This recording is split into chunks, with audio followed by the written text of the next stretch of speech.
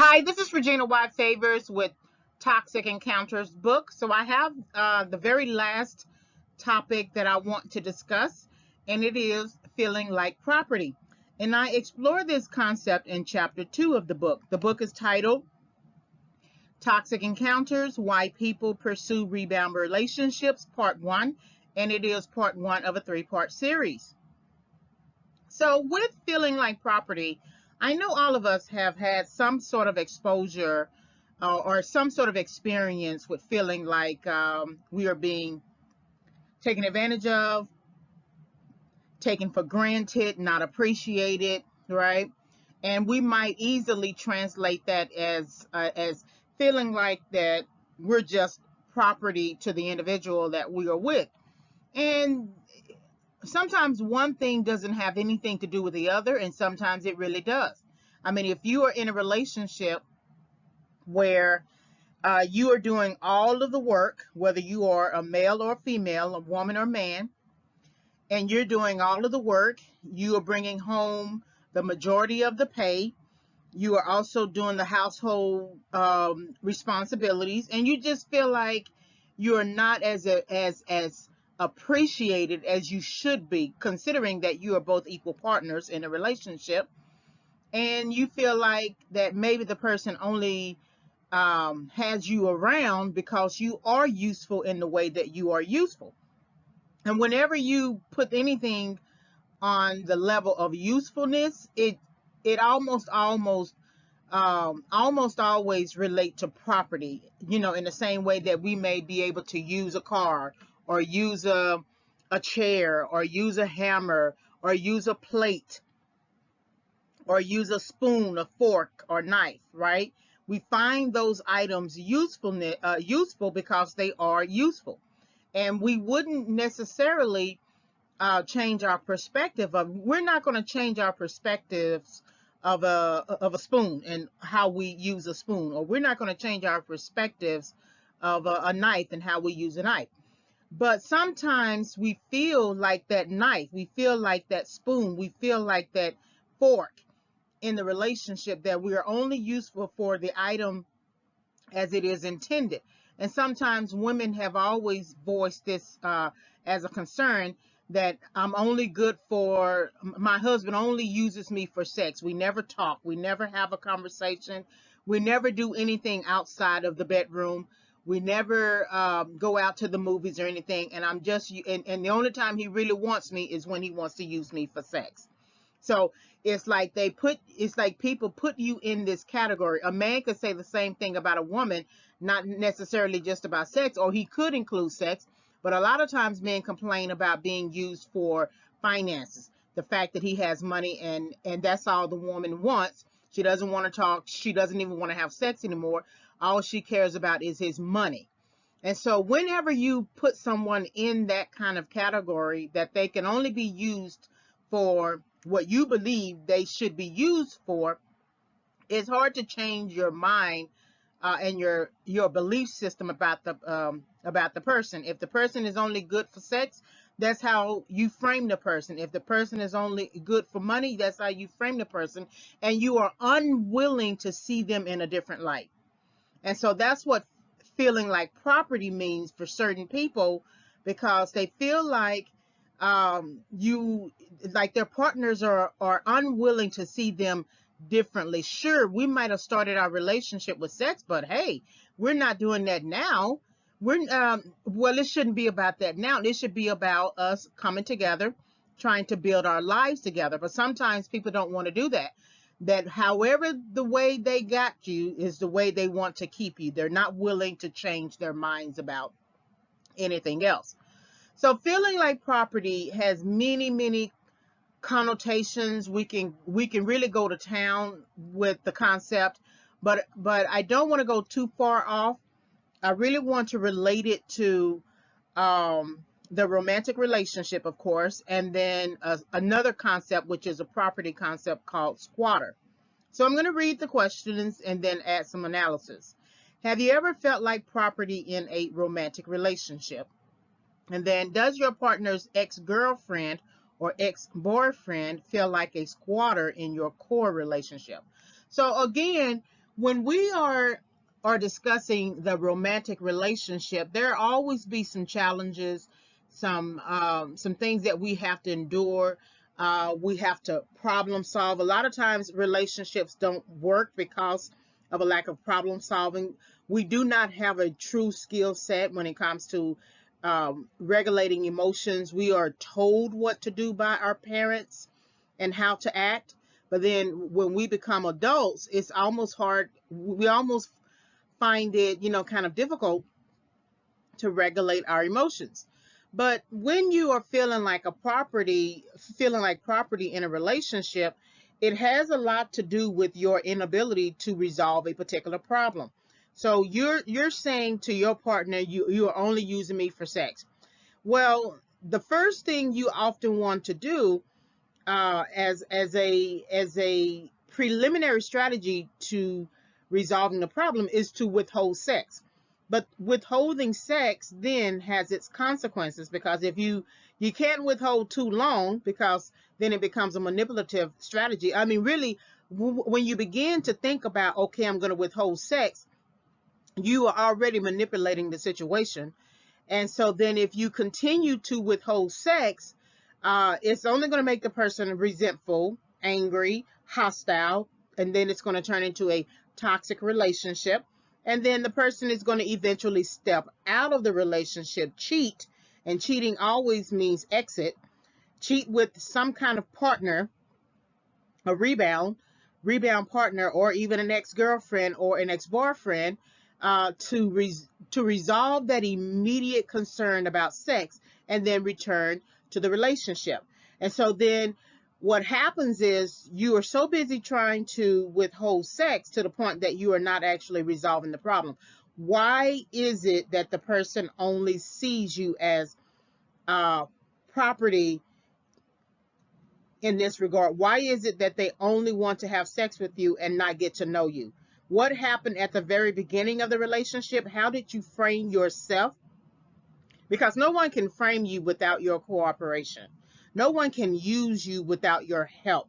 No one can disrespect you without your assistance. And so if you are feeling like a property, then that means on some level you must have presented yourself as a property. And anytime you start relationships with sex, you are putting your body forward and not your mind forward. And so then your body becomes, for that person, some kind of entitlement, because, hey, you've been giving me sex this whole time. Why are you stopping now? Right? I've been receiving this entitlement this whole time. Why are you discontinuing the entitlement? Think about those people who receive social services entitlements, or health benefits entitlements, or vacation time entitlements, and then all of a sudden the companies, the organizations, the government wants to stop those entitlements. Well, you have been entitled to that for so long. How dare you take something that I believe is mine? It's mine to have. You gave it to me. It's mine. I take possession of it. I take ownership of it. I take claim of it. It is my territory. So how dare you take away something that is my territory? I put money on it. I put time on it. I invested in it. And so the romantic relationship can be just like a territory, right? And the body is part of that, the property on the territory. And so then when you begin removing your body from a romantic relationship, or removing money from the romantic relationship, or removing time, or removing investment, whatever you are trying to remove is going to have consequences that you do not want to then further have to endure. Because if you just sit down and have a conversation and resolve the issue of why you see me as property, or why are you not having sex with me, or why all you want is my money, if you sit down and have that conversation, you might find out that there is a root cause to their belief system. If a person is concerned about money, it is likely that they didn't have a lot of money when they were growing up. If a person is concerned about giving sex all the time to you, or another person wants sex all the time to you, there might be some childhood sexual trauma. right? Because you do what you know, you do what you understand, you do your persuasion. And so someone said you need to be concerned about money and persuaded that person, so to the point that when they get older and get married to someone, it's all about money. Because whoever persuaded them about money or sex did not persuade them about communication and honesty and integrity and ethics and core values and standards, boundaries, and expectations.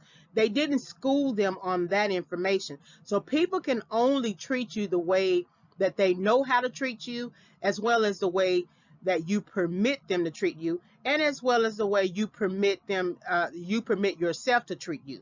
Because at the end of the day, it is you treating you wrong, not always the fact that someone else is treating you wrong. They may be treating you wrong, but you are also permitting it. And so if you feel like property in a romantic relationship, it is time for you to reflect on how you are presenting yourself. Because if you present yourself as a way to as a method for communication, let's sit down and talk and have a conversation before we jump in bed together, then that person will always get used to the idea that you would want to talk first before you commit. But if you immediately put sex first, they will always get it in their head that you would want to have sex first before you talk. And so when you think about it like that, how are you presenting yourself? How are you showing up in your life? I think I've heard someone say that. I can't remember if it's Susie Orman or Dr. Phil or one of those people. How are you showing up? Or could be Oprah. How are you showing up in life? If you are showing up, I mean, think about the person who is disheveled, hair's uncombed, their whole presence is unkempt, but they want a job. They haven't taken a shower, haven't shaved, haven't combed their hair, haven't put on a decent suit, haven't washed anything, yet they are showing up as a person who wants to be interviewed for a job. They want to be approved. Well, how can you be approved if you don't approve of yourself? No way in the world are you going through life completely with this understanding that you're supposed to show up to places like that. Because when you care about something, you do your best to look your best. So when you're thinking about feeling like property in a romantic relationship, it always begins with you. A misunderstanding of a situation, your belief system, even if your belief system is rooted in another belief system that you may have to challenge, you are still 100% responsible for you. You have free will. And so it is up to you to sit down and think and reflect and go over what's going on in your head so that you do not show up you show up the way you want to be respected. So the next question is, does your partner's ex-girlfriend or ex-boyfriend feel like a squatter in your core relationship? So if we connect it first to this idea that if you are feeling like property, squatter is a property term. So you can become a squatter on someone else's property without their knowledge. You just, kind of set up camp, pitch a tent until they realize that you don't belong there. And then they have to evict you. And in some cases, depending upon what kind of understanding you got with the property owner and depending upon how long you've been there, you would have to evict the person off the property. The same is true if you found an abandoned building and there are no signs about no trespassing or something like that. Now, it should be clear and understood that you're not supposed to squat in that building because the building doesn't belong to you. You don't own the building. You're not paying any rent or mortgage or anything like that. But what happens is that a homeless person, for example, will take up residence in an abandoned building, actually set up camp, almost to the point of fixing it up as a mini apartment, and until they are discovered, will continue to stay in that abandoned building. So then let's relate squatter to a romantic relationship. Here it is, you have a core relationship between two partners, male, female, or any other type of partner type. And one of the partners is still struggling with an ex-girlfriend, or still struggling with an ex-boyfriend. And a lot of times what happens with relationships, we do not sit down and properly end relationships, and we also do not adopt a strategy of closure. And closure, you don't always need to sit down with a person for closure. You can take on the belief system of closure for yourself, because sometimes when you come back together, you end up reconciling and restarting the relationship or extending the relationship, and then all it does is just prolong the eventual breakup or termination of the relationship. So when you find your partner still struggling with an ex, that should tell you that ex is homeless, emotionally homeless somewhere in his or her life. Because if that person had another person of interest, I don't think they would be really paying attention to your partner. But when you do not resolve issues before you get into new relationships, you're going to find squatters in your current relationship. So that person has decided to take up camp in your relationship, even though the person is no longer with your partner. They have broken up. Somehow that person has come back, and now that person wants to take up residence in your core relationship. So then you have to wonder if that person is permitted, if your partner is permitting an ex to take up residence, emotional residence in your relationship, because he or she doesn't have anything else to do, doesn't have another person of interest, or she might have broken up with her partner or something like that. Now she wants to bother your husband. She wants to bother your boyfriend and pull at her. I had a relationship like this years ago where my partner was still struggling with his ex. She wouldn't let him go, but she wouldn't let him come back home either. As a matter of fact, she moved and wouldn't even let him know where she had moved to. But the fact that he was in relationship with someone else and trying to build with someone else made her feel jealous, made her feel envious, made her feel angry, because for some people, they feel like you owe them a duty. And she said it. She actually said this, that that he owed a duty to her, even though she had already moved on with someone else.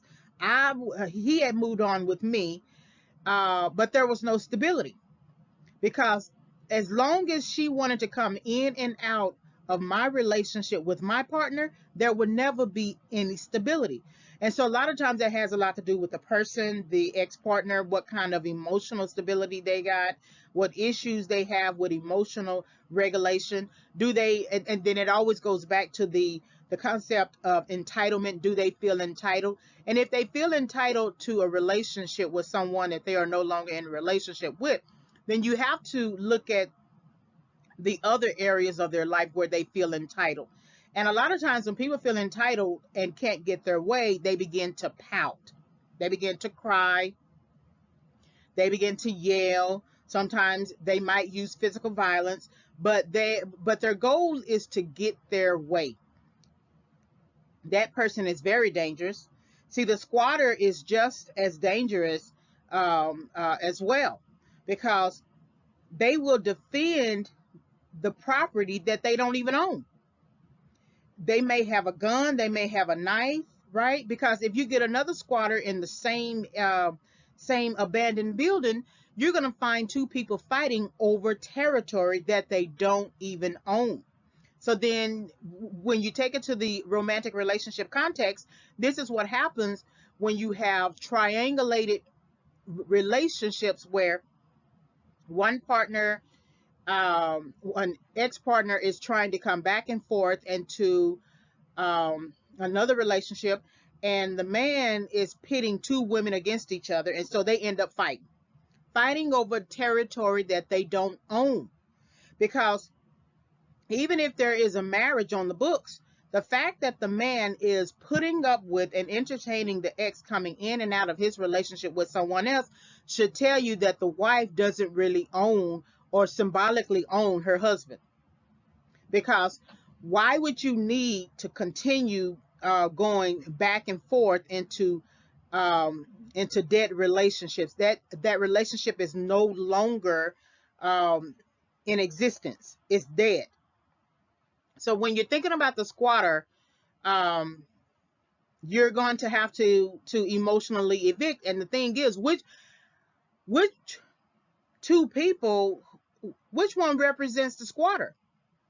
Because if your partner, your current partner, who could be a husband or a boyfriend, if your current partner is entertaining the ex coming back and forth into the relationship, then your partner could be a squatter with you. Because the person could be using you. You could actually be the rebound in the situation and not the ex. And when that happens, that's on a whole different level, because uh, a lot of times we have this statement that no one marries the rebound, but it is possible for a man or a woman to marry the rebound if they need a place to live, if they need access to financial resources, if they need access to help of any other kind, that they could still marry the person,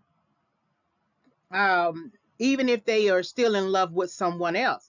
And so if the ex, if your partner is entertaining an ex back and forth, they keep cheating and having sex with each other back and forth, then which person is truly the squatter in the relationship? Are you, in other words, are you a squatter to their relationship, even though you are married to your partner? Is the ex a squatter in your relationship with your partner? Or is your partner a squatter with you?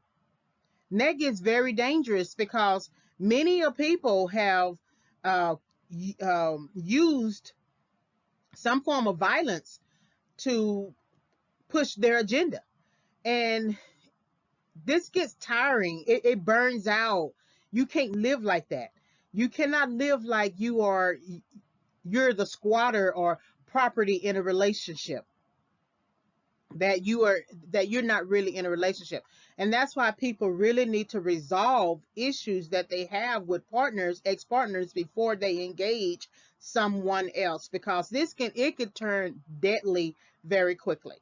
So feeling like property is explored in chapter 2 of Toxic Encounters: Why People Pursue Rebound Relationships, part one of a 3-part series. Take some time to read that chapter. So the book is available on Amazon. You can visit my website, reginayfavors.com, for blog articles as well as tips. Like, subscribe, and follow so you can find me on Facebook, Instagram, YouTube, and Twitter. Just type in Regina Y. Favors. Thank you very much for listening.